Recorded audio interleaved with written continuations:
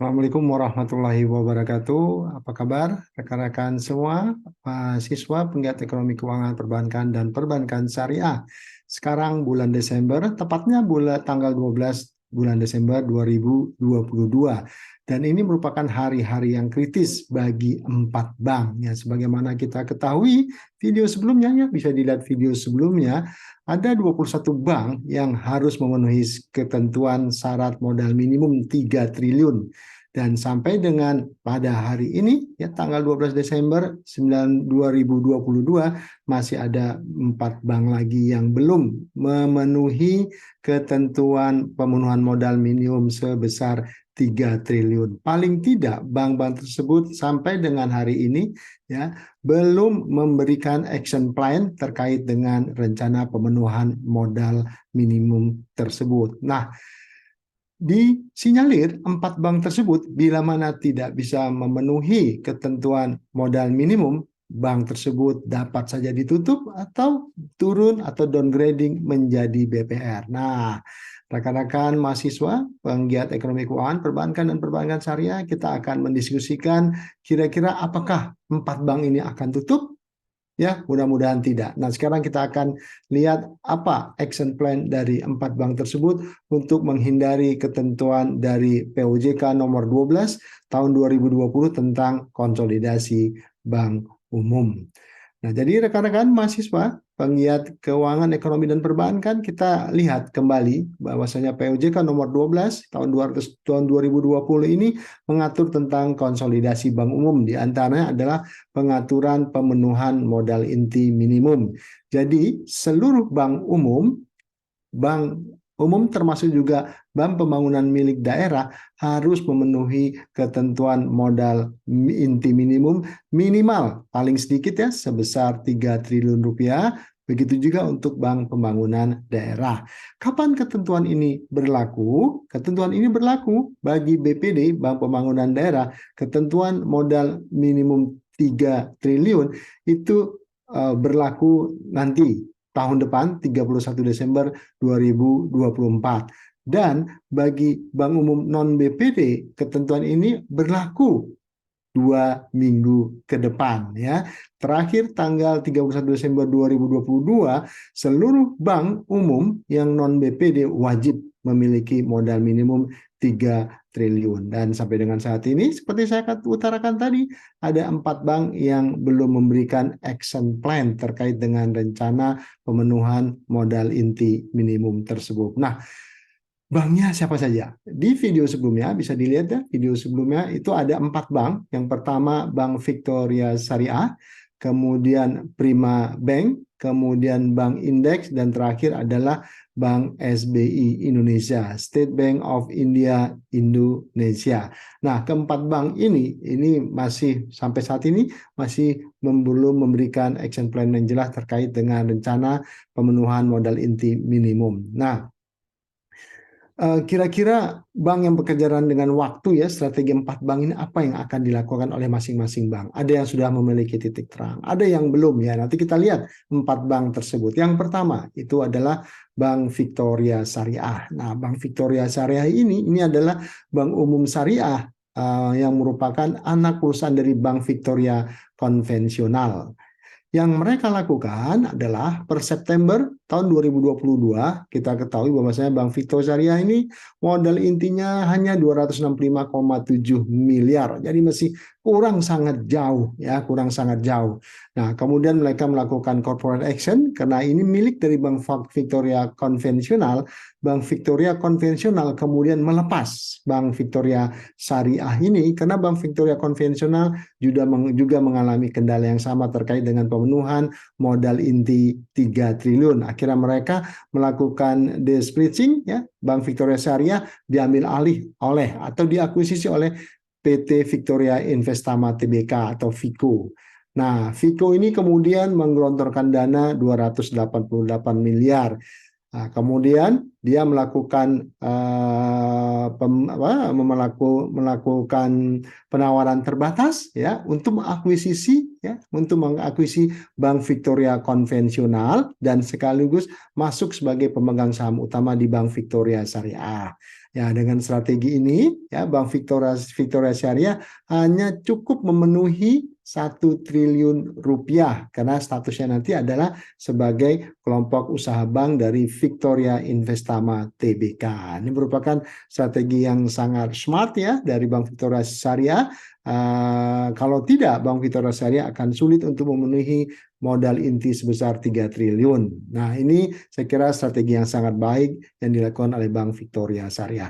Nah, bagaimana bank selanjutnya? Ini Bank Prima Bank sampai dengan September 2022 ini memiliki modal juga masih kecil ya, 257,3 miliar.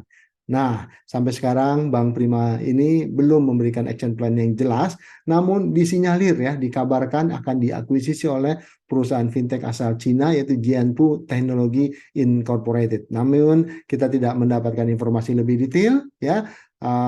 Kalau Prima Bank ini akan mendapat suntikan, kapan pembayarannya, ya, berapa besarnya dan bagaimana struktur modalnya kita juga belum terima informasinya.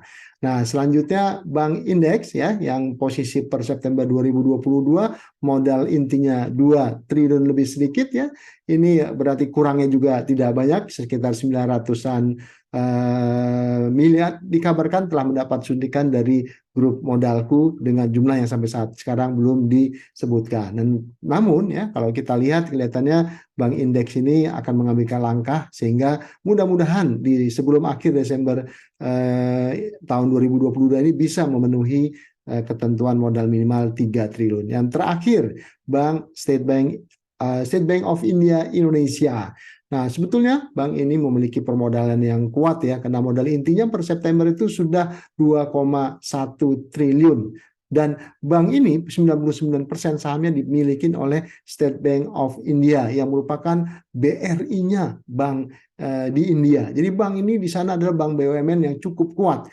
Namun sekali lagi ya sampai dengan awal Desember kita belum memperoleh informasi action plan apa ya, corporate action apa yang akan diambil oleh SBI sebagai pemegang saham utama, apakah mereka akan menyetor kekurangan sekitar 900 miliar atau bagaimana ya. Mudah-mudahan SBI dan 3 bank lainnya ini bisa memenuhi tenggat waktu dari OJK sehingga masih bisa melayani kita nasabahnya di Indonesia. Nah, kita mengulang sedikit ya. Apa yang terjadi bila 4 bank tersebut tidak mampu memenuhi ketentuan modal inti 3 triliun?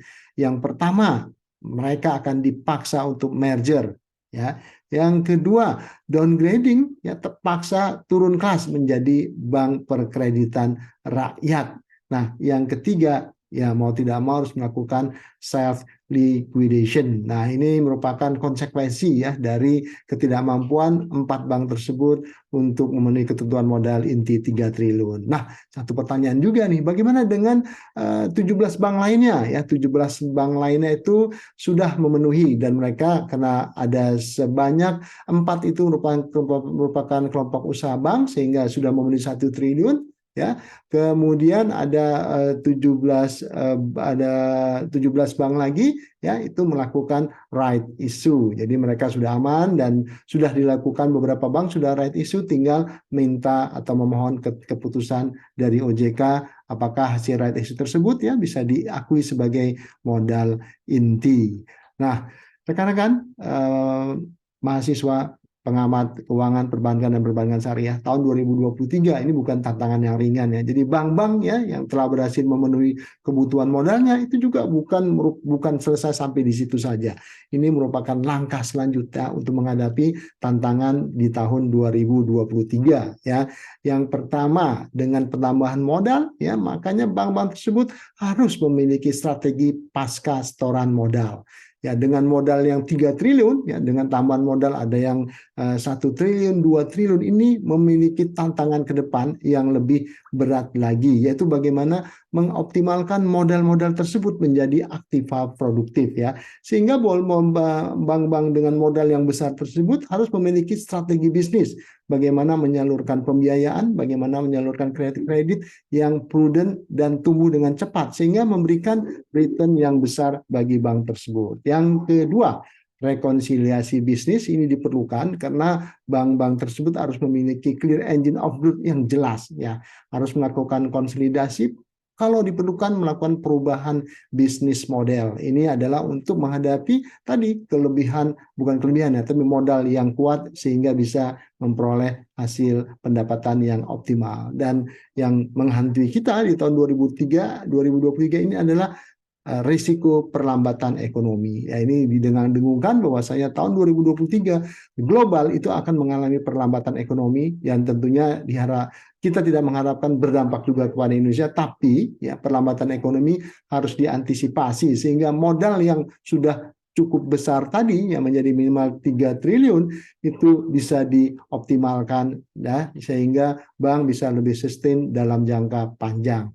Jadi kunci untuk perlambatan ekonomi itu adalah efisiensi, ya, efisiensi biaya dan dana murah, ya. Current account, saving account atau kasa, dana murah itu merupakan kunci dalam jangka panjang. Saya kira demikian ya yang bisa kita diskusikan. Semoga yang diinformasikan ini bisa memberikan manfaat, ya. Semoga kita juga berdoa bank-bank tersebut ya bisa terhindar dari downgrade dan bahkan di self liquidasi. Saya kira itu dulu. Billahi taufik wal hidayah. Assalamualaikum warahmatullahi wabarakatuh. Sampai jumpa.